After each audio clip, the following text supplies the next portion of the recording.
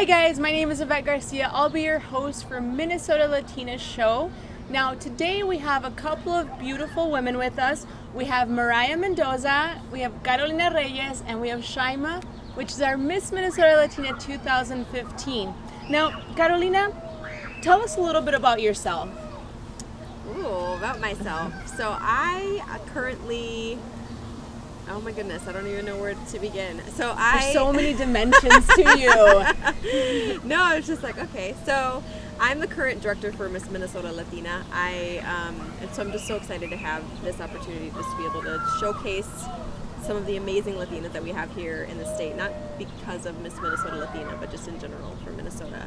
I work currently in social media for a Fortune 500 company here in the state, and I also have a passion project on the side that I love to talk about, which is just empowering women on the importance of loving yourself and how that drives every aspect of your life and helping you live limitlessly and be happy.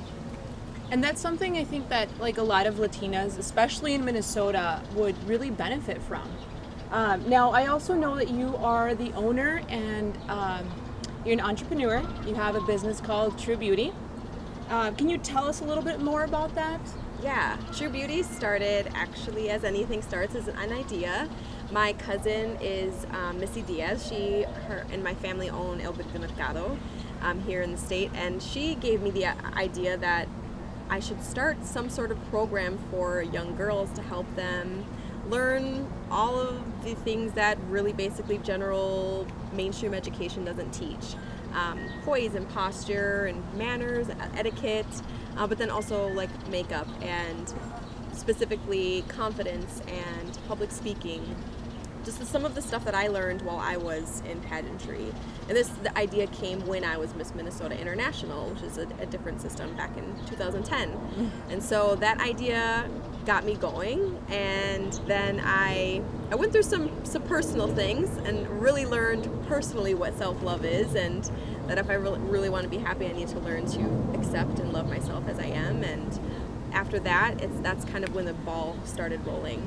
And I created a program. It started out as a program for youth, but as time has come on, and I still love speaking to organizations and to students across the state, it's really developed more into how do I help people wake up to just being more aware of what's going on in their life, what's not working, what is working, and if it's not working, what can we do to just help develop themselves to realize their capacity and really help determine and help them get in the way and guide them to loving themselves, and then helping that be the way to just carve out a happier life.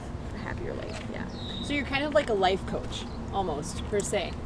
A bit, yeah. I don't like the term life coach, so I try to stay away from it because I'm not quite sure what that path is. Like I know I love speaking, I know I love working with people, and I know I love helping them wake up and just know that whatever is not going on in their life, or whatever's not going right in their life, or they don't feel like they have an issue with, it's absolutely okay, one, and once they're aware of it, let's now figure out some things that we can do to help alleviate that issue. Yeah. or dig a little Absolutely. bit deeper. Like you have one life, you might as well live happy and make the best of Right, it. absolutely. So talking about that, how did you get started with Miss Minnesota Latina? Yeah, I found out about the Miss US Latina organization right before I competed for Miss Minnesota International, and I actually thought about competing for Miss US Latina. The one thing that held me back, which is an interesting thing now that I'm director, is that I'm not fluent in Spanish. And I thought that would have held me back in competing, and now I know better. But it really, so that led me on the path to going to Miss Minnesota International. And so when I heard that somebody was bringing the pageant back here, I was like, this is amazing, because I know this organization. We need something like this in this state. We don't have any sort of program, pageant or otherwise, that really helps empower Latinas, young Latinas. And I was like, this could be the perfect platform for that, so I wanted to get involved. I know I specifically like to help in the aspect of mental, emotional, spiritual preparation for a pageant, because it's most often the overlooked piece of preparing for any pageant, and it's the most important piece to preparation. And so I wanted to help with that. And then just events happened, and it kind of just fell on my lap, and I just took it as a sign. I knew that I was being pulled to working with Latinas. If it wasn't more clear, here you go. Yeah, and I was just like, okay, here it is. And so at that point, I was like, I have just two decisions. I can do this and move forward, or say, this is too much for me and I can't take it. But I decided to move forward, and I'm really glad that I did. And how ironic is it that you thought about competing a couple years back, and now you're the director of Miss Minnesota Latina. So I think that kind of like gives you the opportunity to tell a lot of, especially Chicanas, a lot of Latinas that necessarily don't speak Spanish. This isn't just for Spanish-speaking Latinas. It's for everybody that's Latina. Absolutely. And it's been a really great lesson with, because a lot of younger girls, especially growing up now these days, sometimes they haven't learned Spanish for whatever reason. Their family hasn't taught them, and they grow up thinking there's kind of like this issue that goes on. It's like, are you Latina if you don't speak Spanish? And it's so absurd. And I see that almost like intercultural, I don't know if it's a racism or what, but it's like there's no prerequisite to being Latina. You don't have to speak Spanish. You don't have to look a certain way. There's the white Latinas, there's dark Latinas. Like, it doesn't. Well, even if you visit Mexico nowadays, like, you can go to one part of Mexico and people might have like an incline towards darker skin. You go up north and people are lighter, and then like where I'm from, like my grandfather's was Asian, so it's like, well, you know, how do you determine? We don't look a specific way. Like, we don't all have brown hair, brown skin. So I think that's a great point. And then going into that, so we have your first Miss Minnesota Latina. That's how do you pronounce your name? I know you have a lot of Facebook fans, but sometimes you see your name, and I know when I saw your name, I'm like, how do you say that? Like, no, I get this question all the time because I have an L in my name, so lucky me. But my name is pronounced Shaylma. So like Shaylma? Yeah, Shaylma. So next time you want to send her a shout out, you say her name's Shaylma. But she is our Miss Minnesota Latina 2015, and we do know that she's on her way to nationals here shortly. So tell us a little bit about how you're getting prepared to compete in nationals. So other than the obvious of working out and preparing like with evening gowns and all the exterior beauty, I'm focusing on interview questions and mental preparation, because like Carolina said, and we talked one-on-one, it's really important to be in tune with yourself and really, stay in the moment and just know why you're going. And you only get 1 year to do this, so you have to make the most out of it. And what do you plan to do with your title for this year? So I definitely want to represent my title with pride. I think it's really important. And I'm a spokesmodel not only for Miss Minnesota Latina, but also for the Miss US Latina organization. So I definitely want to show women that it doesn't matter, like, you can do anything you want, anything that you set your mind to. And another thing, I want to exemplify my platform, which is on volunteerism. I think it's I don't even know how to say it, but really important. It really determines the well-being and the health of our communities, and as someone that's very passionate about helping others. So you want to encourage people that we need to help each other. As a Latino community, we're in this together, and you want to lead by example. Exactly. For your year. That's great. That's awesome. That's very great that you're doing that. And then also with us, just to let you know more about her, we have Mariah Mendoza. She was actually a contestant in the 2014 year. And what was your experience when you competed? Yeah, it was nerve-wracking. One, because putting myself out there in general, just like, I don't know, in terms of beauty, in terms of public speaking, it's not anything that I typically do. people see you and they think of like, oh well, I have to be 7 feet tall and I have to have long legs, and sometimes that's not how it works. Yeah, no, I'm pretty short. But like when I entered, I thought that you had to speak Spanish too. So piggybacking off of you, I'm not fluent. I'm half Mexican and half Trinidadian, but I always get this. So you're not fully Mexican if you don't speak Spanish. But that was one like hesitant going into the pageant. But being able to like again put myself out there and just be myself, be who I am as Mariah, as an individual, doing the pageant and being okay with that. And I think there's a lot of girls too who are now looking at it and saying, that's something that I want to consider. Yeah. But maybe for some reason, whatever that reason may be, they're holding back. What would you tell those girls? Do it. Like, you have to let go of your fears. You can't. Fear is so detrimental to your future, to anything that you want to obtain. You can't let that stop you.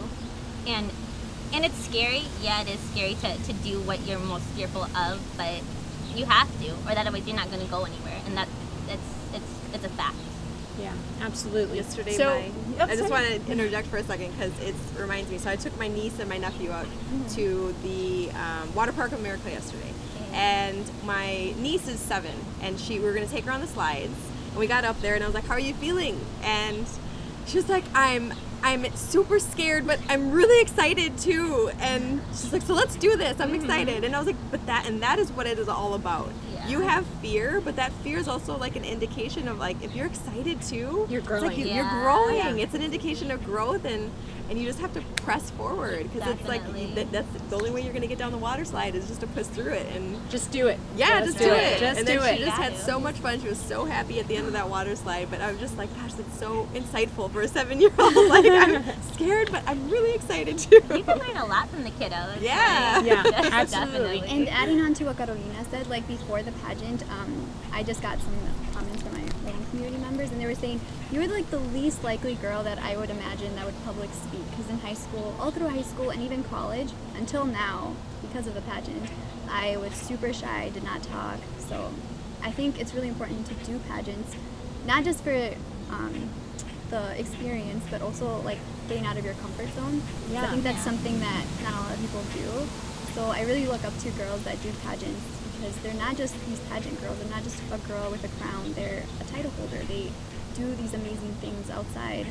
Yeah. Out of the public side. Exactly. And sometimes a lot of people are like, well, she's just walking through a stage, but that takes a lot of courage. Yeah, like really I can remember when I was backstage with some of the girls, some of the contestants, and they're just sitting there and they're smiling, and then this thing happens where you smile for too long and your lips start to shake. Well, let me tell you about that. So I can see all the girls standing in line just ready to go out, and they're all like shaking, and I'm like, relax, and they're like, I'm so nervous, and I'm like, you know what, if you find something that makes you nervous, grab onto that and go with that, because sometimes when we feel fear and nervousness, in reality it's just us growing. And with that, I know, Mariah, you grew in a really, really, really big way after you competed. Yeah. So it helped you with your public speaking, and you actually said that you opened an organization, nonprofit organization, correct? Yeah. Okay, what is that organization, and what do our viewers need to know about that organization? Yeah, so I founded Operation Move for School, and it's a nonprofit, and it works to improve nutrition and fitness in underdeveloped communities throughout Minneapolis, South and North Minneapolis. And right now with nutrition, we want to educate the public about how to eat healthier, how to do it at home, how to teach kids or make healthier lunches for your kiddos, and build that within a family unit. We have a product line, so we're selling freezies right now, and they're all locally sourced fruits and vegetables and or coffee, and no sugar. I don't put sugar in any of my stuff. Kids don't eat sugar. No, they're high as it is. They don't need sugar. Don't need no more. But I want to replace convenience foods. So I want to target corner stores, and I want to one day compete against like McDonald's or something. But really to reinvent the culture of how we eat, and to do that in a very in a qualitative way, and to do that to make it affordable. Yeah. So we as Latinos, I mean, you can agree, we're known for like our tacos, our tortas, and we can never give that up. But Yeah. you're also talking about making some of these same recipes too, but just making sure that we eat healthier with the ingredients that we use. Right. And that's something that you're implementing as well. Right. So when people think about healthy eating, they typically think you can just eat salads. But that's not at all feasible. And we don't live that way. Right. It's not just At all. salads, especially Latinos. We like our tamales, we like our tortas. So if you have that mentality and you're trying to change a culture, like the Latino culture, the Somali culture, Hmong culture, it's gonna fail, and that's a fact. So what we're trying to do is to recreate like tortas or tostadas and how to make that in a healthier version. So right now with the freezies, I don't even know if you guys remember, but when I was younger, I'd go to my like local corner store and they'd have those like 50 cents like long freezies. But bringing that back and recreating it into a healthier kind of way. And what you said that you have a product line of freezies. What is your best seller? Right now, it's either between the blackberry mint, so you have a blackberry mint, and the nutty coffee is a good one. The nutty coffee. Now, do you have samples for us today? I'm just kidding. I was trying to get free products out of you, but no, I'm just kidding. And how can we support your organization? And how do you tie in with Miss Minnesota? Right.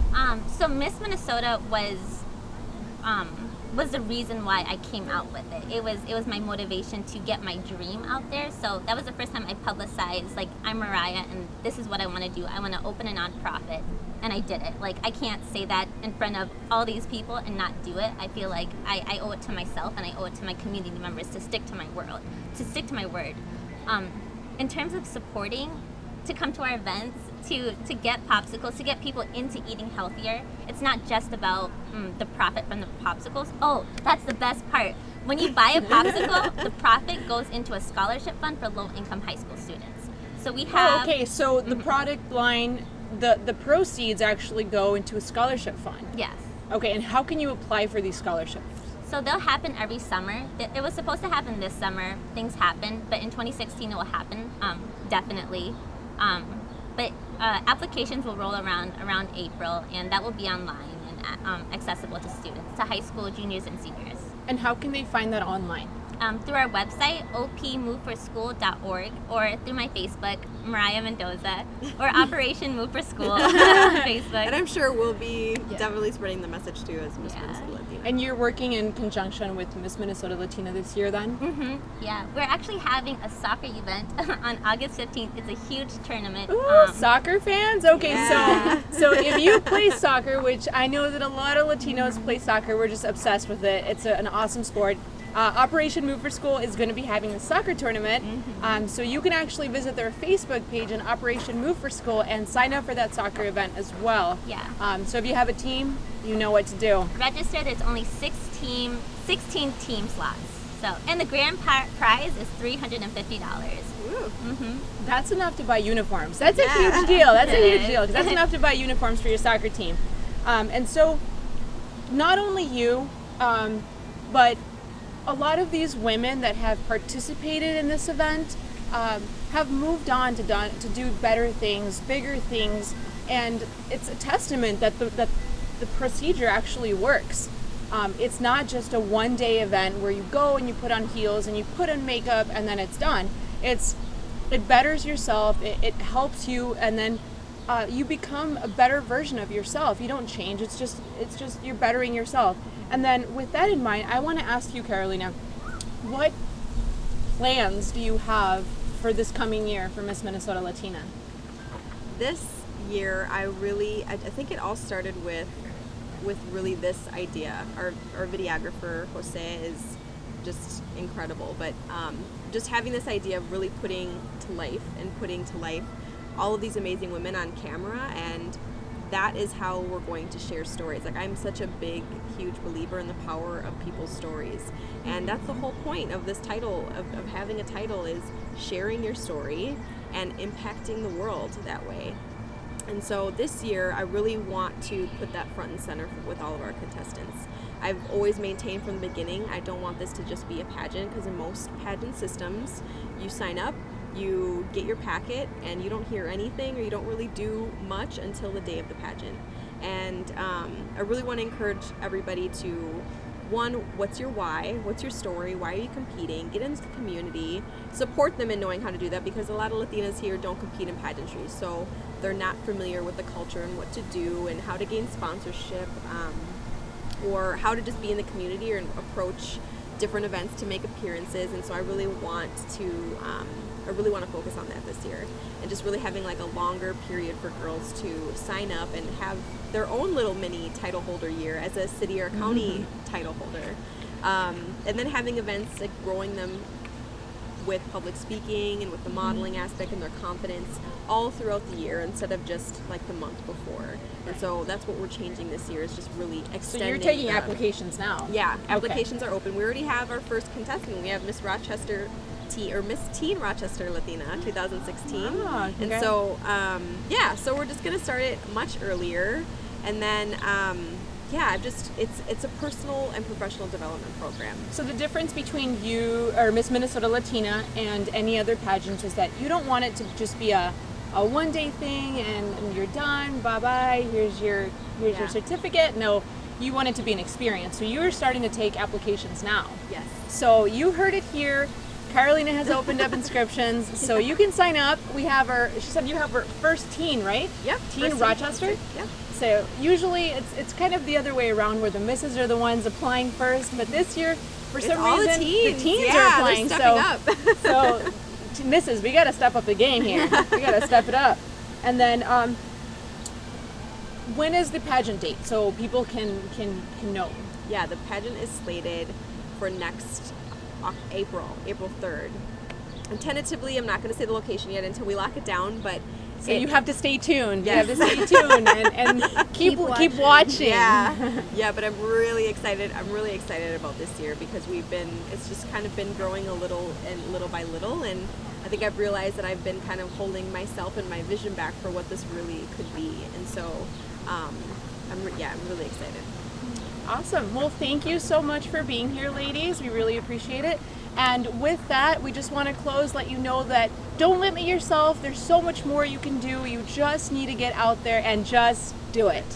Just like Mariah said, just be proactive. So thank you so much for watching. We really appreciate you tuning in. Don't forget to like, share, comment, subscribe, watch, rewatch, and share again. Thanks. Have a good day.